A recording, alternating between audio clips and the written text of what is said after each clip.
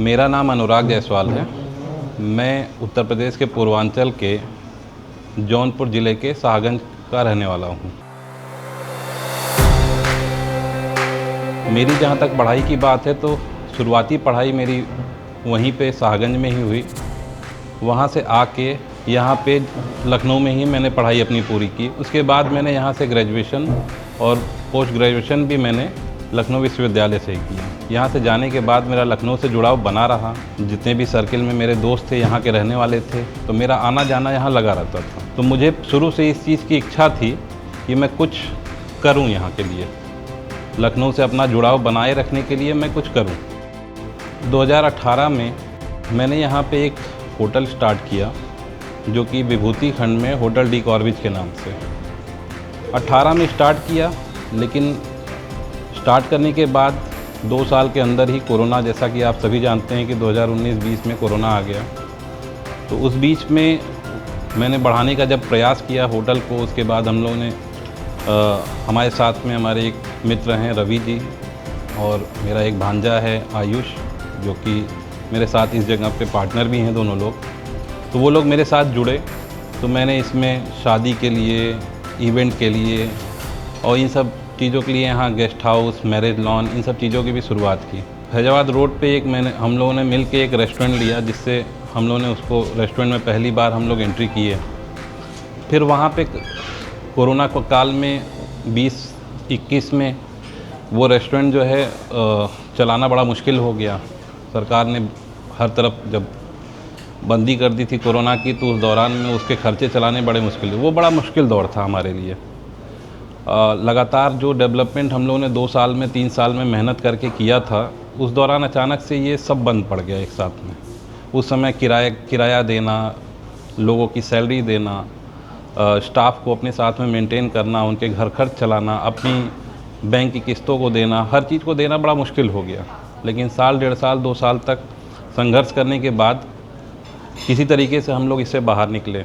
फिर बाहर निकलने के बाद फिर हमारे मन में एक ख्याल आया कि हम लोग कुछ ऐसा करें, जैसा कि लखनऊ में हम लोगों ने देखा माहौल 2021-22 के बाद से, जब यहाँ हमने देखा कि इस तरीके के रेस्टोरेंट या क्लब या इस तरीके के पारिवारिक माहौल के लिए जहाँ पे लोग जाके बैठ सकें, खा सकें, अपने बच्चों को लेके जा सकें, अपने पूरी फैमिली के साथ जाके एंजॉय कर सकें, इस तरीके का कोई मल्टी क्विजीन रेस्टोरेंट नहीं था।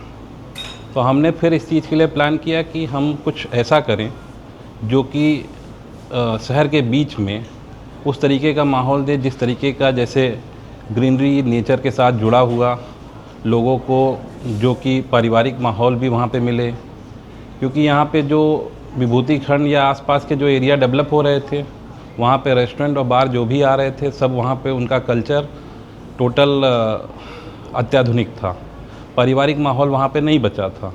तो हमने ये सोचा कि हम लोग कुछ ऐसा परिवार के लिए दें, जो लखनऊ के लोग हैं, आसपास के लोग हैं, जो लोग अपने परिवार और अपने बच्चों को लेके भी जहाँ आके बैठ सकें, शांति से अब समय काट सकें 2-4 घंटा। उस चीज़ की कमी को जब हमने महसूस किया, तो हमने फिर इस चीज़ के लिए यहाँ पे प्लान किया। तो हम तीनों ने मिल के, हमने, रवि जी ने और आयुष ने मिल के इस विंड क्लब की स्थापना की। उस समय 2022 में हमने इसको बनाना स्टार्ट किया। 2023 में हम लगभग मार्च-अप्रैल में जाते हमने इसको स्टार्ट कर दिया। उसके बाद से जो हमारा इसका मेन ऑब्जेक्टिव था इस रेस्टोरेंट के बनाने का, उसका उद्देश्य ये था कि शहर के बीच में जिसके लिए लोग जाते हैं घूमने के लिए, पहाड़ों पे, बीचेस पे जाते हैं, गोवा जाते हैं, उस एक्सपीरियंस को हम यहाँ पे भी परिवारों को उपलब्ध करा सकें, कम समय में उपलब्ध करा सकें। कि लोग दिन भर की आउटिंग के लिए आना चाहें यहाँ पे, तो उसके लिए हमने स्विमिंग पूल बनाया, कुछ कमरे भी बनाए यहाँ पे, शादी के लिए, इवेंट्स के लिए हमने जगह बनाए यहाँ पे। अभी एक जिम बना रहे हैं, एक सैलून और स्पा भी अंडर कंस्ट्रक्शन है। बच्चों के लिए भी हम लोगों ने पहले, जैसे ज़्यादातर हम लोग देखते हैं कि किसी रेस्टोरेंट में हम लोग जाते हैं या होटल में जाते हैं, तो बच्चों के लिए एक छोटा सेक्शन बना दिया जाता है। तो वो छोटा सेक्शन बच्चों को पसंद नहीं आता है। जैसे हम भी अपने बच्चों को लेके जाते थे कहीं पे किसी रेस्टोरेंट में, तो हमको लगता था कि वो अच्छा नहीं है, बच्चे बहुत देर वहाँ पे एंजॉय कर नहीं पाते। तो हमारे मन में एक ख्याल आया कि कुछ हम लोग बच्चों को ऐसा दें कि कुछ एक बड़ा सेटअप दें, जहाँ पे बच्चे पूरे टाइम 1 घंटा 2 घंटा जो समय बिताना चाहें बिता सकें। तो हमने इसी क्लब के अंदर एक पिप्पी जोन के नाम से क्लब की स्थापना की, जो कि हमारे एक पारिवारिक मित्र दीपारती भाभी हैं, उनका कॉन्सेप्ट था। उनका एक बच्चा ऑटिज़म से पीड़ित था, जो कि हम स्पेशल चाइल्ड की बात करते हैं। तो उन्होंने कहा कि बच्चों के लिए हम लोग की इस चीज़ की बड़ी कमी है इस जगह पे। तो उनके कॉन्सेप्ट को लेते हुए हम लोगों ने मिल के उनको साथ में लेते हुए यहाँ पे इस चीज़ की भी एक स्थापना की पिप्पी जोन के नाम से, जहाँ पे हमने एक ऑटिज़म से पीड़ित बच्चों के लिए एक अलग सेक्शन भी दिया हुआ था। और वहाँ पे जो भी बच्चे हैं छोटे 2 साल 3 साल से लेकर 11-12 साल तक के बच्चों के लिए 18 तरीके के अलग अलग गेम्स हैं, जहाँ पे बच्चे समय अपना घंटा 2 घंटा बिता सकते हैं। और परिवार को भी यहाँ पे आना बड़ा अच्छा लगता है। वो अपने बर्थडे, फंक्शन, इवेंट्स हर तरीके की चीज़ें कर सकते हैं।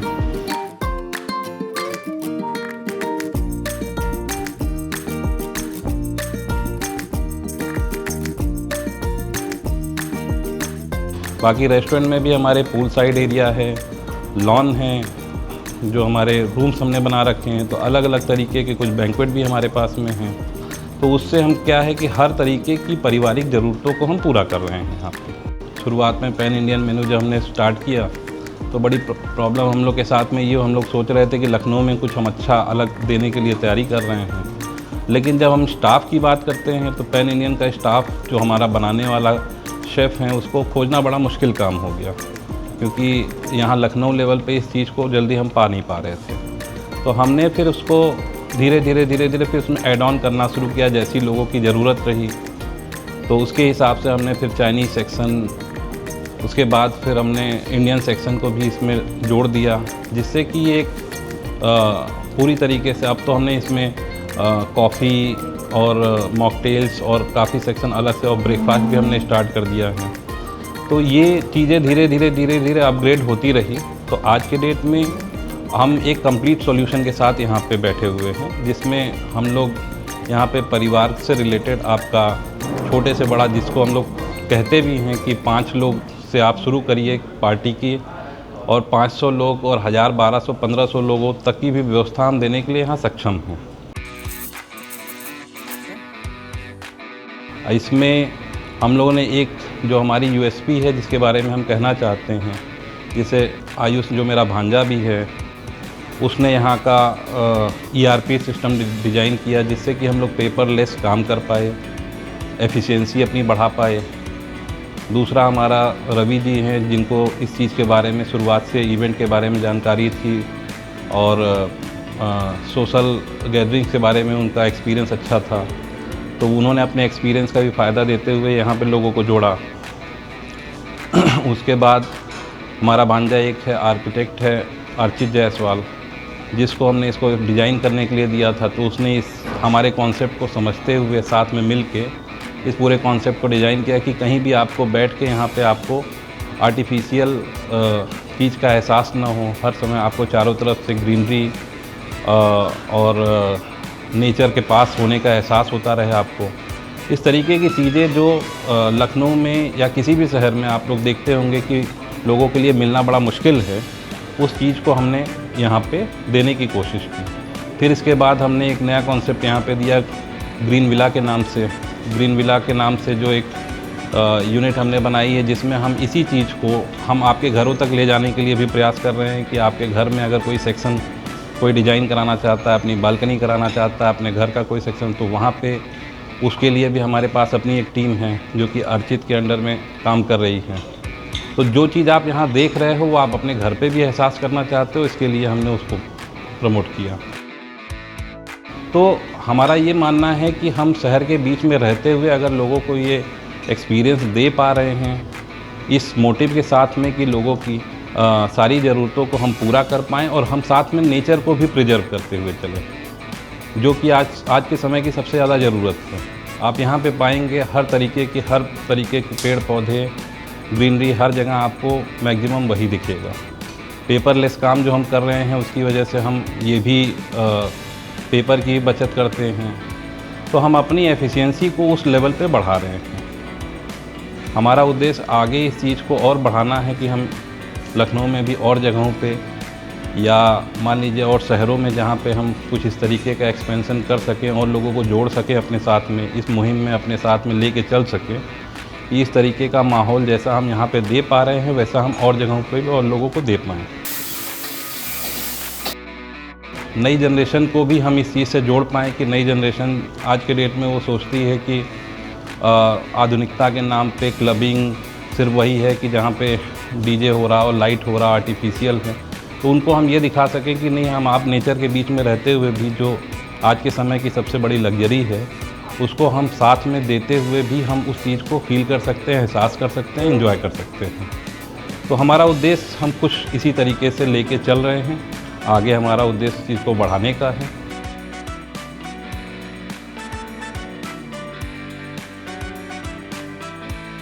विंट का मतलब हुआ कि हम लोग जब देखते हैं कि विंटेज जो आप कहते हैं कि पुरानी चीज़ को साथ में लेते हुए चलते हुए हम आधुनिकता को, क्लब को उसके साथ जोड़ते हैं, तो उस चीज़ को हम विंट क्लब देते हैं।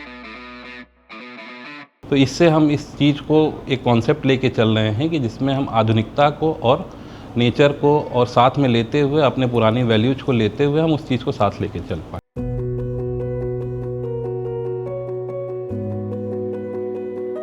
जब हम लोग स्टार्ट किए यहाँ पे पैन एशियन का, तो पहले हमने उसके हिसाब से किचन का जो प्लानिंग की थी बहुत छोटी सी की थी। सोचा कि हाँ एक सेक्शन है, हमें उसके लिए क्या ही करना है। लेकिन जब हमने स्टार्ट किया करने के बाद फिर अब हम उसी में खोज रहे हैं जगह कि हाँ अब हम कोई सेक्शन जोड़ रहे हैं तो उसके लिए कैसे हम लेके आएँ जगह। तो कोई सेक्शन मान लीजिए इंडियन का जोड़ दिया तो अब उसके इंडियन के लिए तो अब कुछ कंस्ट्रेंट्स हैं इस तरीके की जिसको हम अब चेंज भी नहीं कर सकते, जगह बदलना भी संभव नहीं है। लेकिन उसी बीच में हम लोग रास्ता निकाल रहे हैं। इसके लिए एक हमने बड़ा किचन पीछे और बनाया जिसमें हम बैंक्वेटिंग एंड रेस्टोरेंट वो पार्टीज़ का मेन्यू और उसके साथ में हम जो लॉन का मेन्यू है वहाँ से बना सकें, उसको सर्व कर सकें। तो समय बीतने के साथ में धीरे धीरे हम इम्प्रूव कर रहे हैं, क्योंकि हमारा मोटिव यहाँ पे इस चीज़ को लेके नहीं है कि हम इससे सिर्फ हमें पैसा कमाना है या इस चीज़ को मोटिव लेके हम चलना नहीं चाहते हैं। हम यहाँ पे कुछ एक अलग देना चाहते हैं, लखनऊ वालों को कुछ अलग एहसास देना चाहते हैं, एक अपना एक ऐसा प्रोडक्ट क्रिएट करना चाहते हैं जिसको हम लेके लोगों के बीच में एक अपनी पहचान बना सकें, एक ब्रांड वैल्यू क्रिएट कर सकें, एक नाम बना सकें। तो देखते हैं जर्नी हम लोग को कहाँ तक लेके जाती है। जब हम हॉस्पिटैलिटी बिजनेस की बात करते हैं तो जो कि लोगों का कहना है जो इस फील्ड से जुड़े हुए हैं या जो बाहर के भी हैं जो एनालाइज करते हैं, कई लोगों से हमने बात की तो सबके हिसाब से ये था कि hospitality business is one of the toughest business. इसमें आने के रास्ते कम हैं और जाने के बहुत ज़्यादा हैं। मतलब आप कह सकते हो कि मैन पावर डिपेंडेंट इंडस्ट्री है। आप बहुत सी चीज़ों के ऊपर कंट्रोल नहीं कर सकते हैं। इन्वेंट्री पे कंट्रोल बनाना, मैन पावर पे कंट्रोल बनाना, सर्विस को अपस्केल करना लोगों के हिसाब से कि हम सर्विस कैसे लोगों को उस स्टैंडर्ड का दे सकें। ये चूँकि सब कुछ डिपेंड करता है कि आपकी मैन पावर किस तरीके से सबके साथ में बिहेव कर रही है।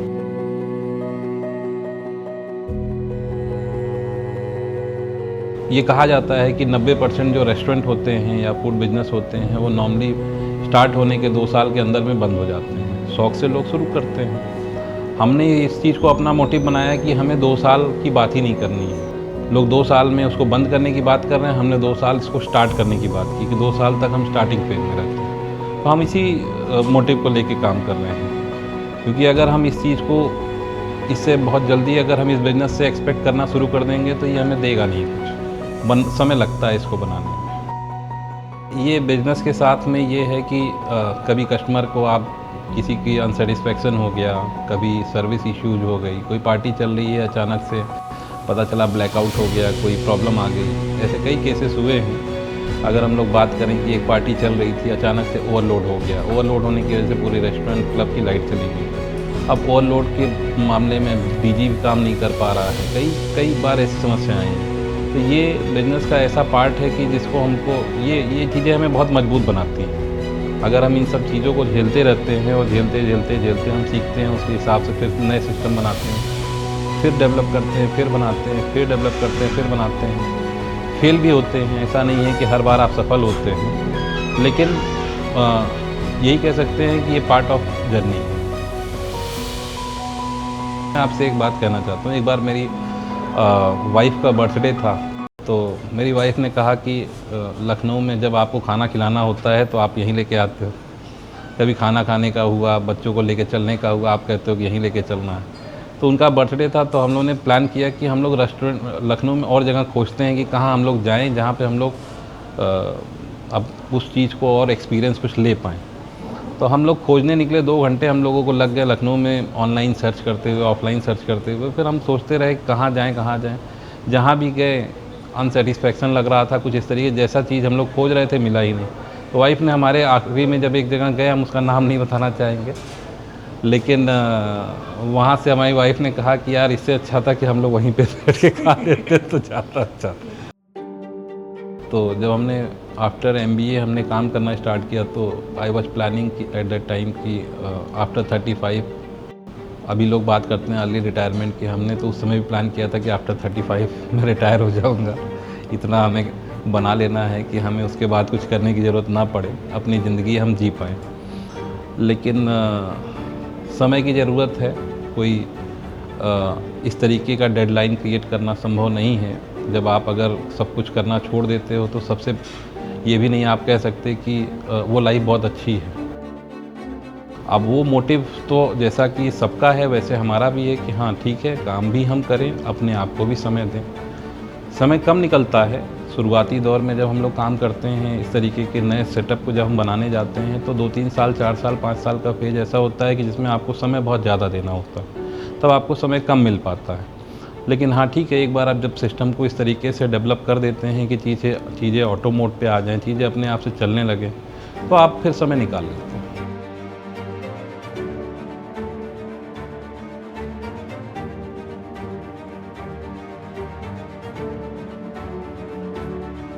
अगर हम बात करेंगे दुनिया के बारे में तो दुनिया रोज़ बदल रही है, कुछ ना कुछ रोज़ नया हो रहा है। हम हर चीज़ के पीछे भाग नहीं सकते। हमें अपने प्रिंसिपल्स क्रिएट करने पड़ते हैं लाइफ में कि हमें क्या चाहिए।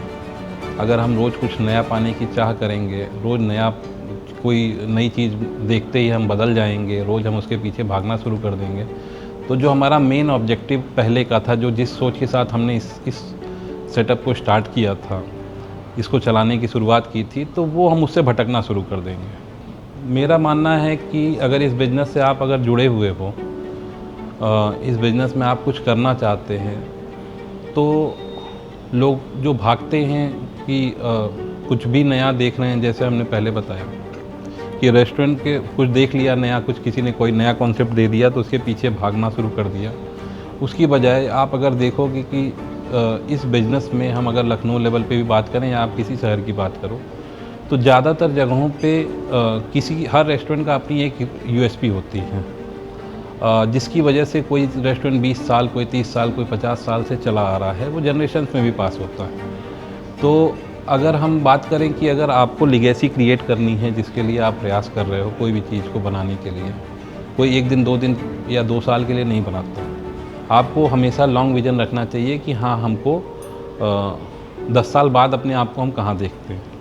हम उसी मोटिव के साथ में अगर काम करें कि 10 साल बाद हम अपने आप को कहाँ देखते हैं, तो हम कुछ अच्छा क्रिएट कर पाएँगे। अगर आप शॉर्ट टर्म पीरियड के लिए इस बिज़नेस में आना चाहते हो, तो हमारा ये रिकमेंडेशन है कि नहीं, किसी भी ऐसे इंसान को जिसको शॉर्ट टर्म में बहुत पैसा कमाने की इच्छा है या बहुत तेज़ी से बढ़ने की इच्छा है, उसको इस बिज़नेस में नहीं आना चाहिए। जब आप बिज़नेस फील्ड में होते हैं तो आइडियाज़ तो रोज़ ही आते हैं, जिस पर हम लोग डिस्कशन भी करते हैं। जैसा हमने पहले भी बताया था कि हम लोगों ने लोगों से इनपुट ले के ही धीरे-धीरे चीज़ों को इम्प्रूव किया, धीरे-धीरे बढ़ाया, क्या चीज़ें हमें और डालनी चाहिए, क्या ऐड करना चाहिए। हाँ, ये है कि ये डिस्कशन के बाद ही होता है, इसको पहले घर पे डिस्कस करते हैं अपनी वाइफ़ से, जो मेरी बहुत बड़ी कहा जाए क्रिटिक भी है हर चीज़ को लेके, जिसको बताती है मेरे आइडियाज़ के बारे में कि क्या सही होना चाहिए, क्या गलत होना चाहिए। मेरी जर्नी है, अगर मैं उसमें सबसे पहले धन्यवाद देना चाहूँगा अपने पेरेंट्स को। मेरी मदर ने बहुत सपोर्ट किया मुझे हर चीज़ में, हर डिसीजन में। मेरे फादर को, जिनके गाइडलाइंस जो उन्होंने बहुत पहले तय कर दिए थे मेरे लिए, उनकी गाइडलाइंस पहले से जिस चीज़ की कि नाम के लिए काम करो, पैसे के लिए ना काम करो, ये गाइडलाइंस जो थी, वही गाइडलाइंस को फॉलो करते हुए आज तक मैं काम करते आ रहा हूँ। और मुझे लगता है कि अभी तक की जर्नी में कि क्योंकि आज की जनरेशन जो हम लोग देखते हैं कि वो मानती है कि हमारी सोच ही सबसे ऊपर है, हमारी पुरानी जनरेशन को कुछ नहीं पता। तो हमारा ये कहना है कि ऐसा नहीं है। पुरानी जनरेशन का एक्सपीरियंस और नए जनरेशन के आइडियाज़ को अगर हम मिलाते हैं तो कुछ हम बेहतर बनाते हैं। हमारे एक्सपर्टीज़ का कहीं फ़ायदा आप लेना चाहें ले सकते हैं, आपकी एक्सपर्टीज़ का फ़ायदा हमें मिलना हो तो हम उस चीज़ को भी अडॉप्ट करने के लिए तैयार हैं। तो हमारा मानना है कि जितना हम जुड़ेंगे एक दूसरे के साथ में, ट्रस्ट बढ़ाएंगे एक दूसरे के साथ में, तो हम ग्रो करेंगे।